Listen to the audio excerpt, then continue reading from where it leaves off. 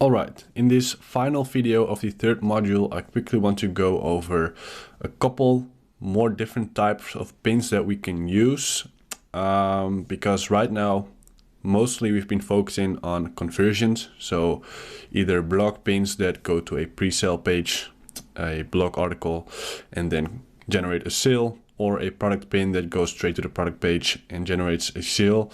But of course, we can also make other pins that, for example, help to grow our following, and eventually that following or a percentage of that following you can convert through other pins.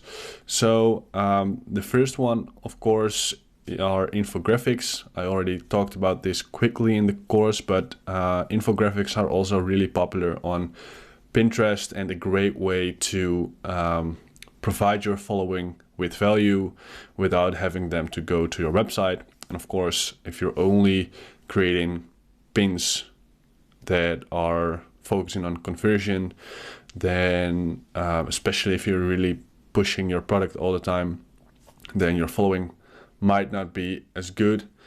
So with these infographics, you can really provide them with value without pushing your product too much. And here you can see a couple different types of infographics. So a list with questions, a tutorial, a really infographic, informational type of pin, and on the right you see a makeup guide. So this is just a couple ideas that you can do.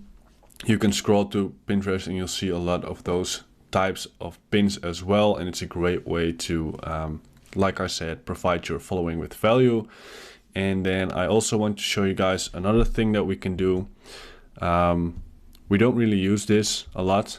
I'm talking about carousel ads, and what you can do here is add multiple pins. Now we don't use this very often, and if we use it, it's mostly for retargeting ads. But with these carousel ads, you can really simply add pins that you already created, so images that you already created, and create a carousel ad, and then Pinterest is going to check which of the images performs best. But you can also organize your own images here. So yeah, these are two more types of pins that you can create. The infographics especially, but also create videos that are not conversion focused, can help a lot with growing your following.